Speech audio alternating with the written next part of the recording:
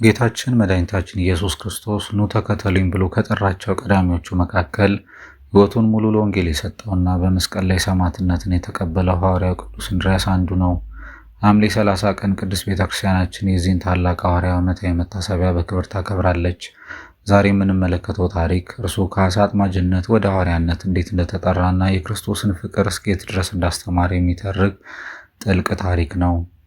ቅዱስ እንድርያስ የቅዱስ ጴጥሮስ ወንድም ነው። መጀመሪያ የጥምቀቱ አባት የመጥምቁ ዮሐንስ ደቀ መዝሙር ነበር። ነገር ግን መጥምቁ ዮሐንስ እነሆ የእግዚአብሔር በግ ብሎ ጌታችን ኢየሱስ ክርስቶስን ሲያመለክተው እንድርያስ ወዲያውኑ ጌታን ተከተለ። ወንድሙንም ጴጥሮስን መሲሁን አግኝተናል እያለ ወደ ጌታ መጣው። ጌታችን ከዕርገቱ በኋላ መንፈስ ቅዱስን ከተቀበለ በኋላ ቅዱስ እንድርያስ የወንጌልን ቃል ይዞ ወደ ብዙ አገሮች ሄደ። በግሪክና በሌሎች አሕዛብ አገሮች እየዞረ የጣዖትን አምልኮ አጋለጠ። ብዙዎችንም ወደ ብርሃን እውነት መለሰ። በሄደበት ሁሉ ሕዝቡን በቃለ እግዚአብሔር እያስተማረ ድውያንን እየፈወሰ ታላቅ ሐዋርያዊ አገልግሎትን ፈጸመ።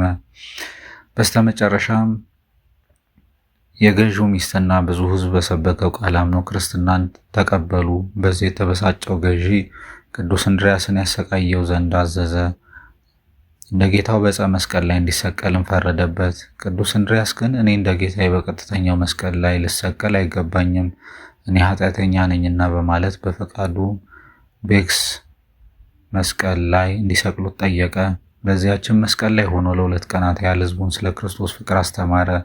በመጨረሻም ነፍሱን በክብር ለፈጣሪው ሰጠ።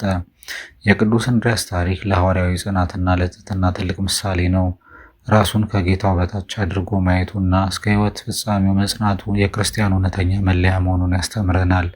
የሐዋርያው የቅዱስ እንድርያስ በረከትና አማላጅነት ከሁላችን ጋር ይሁን።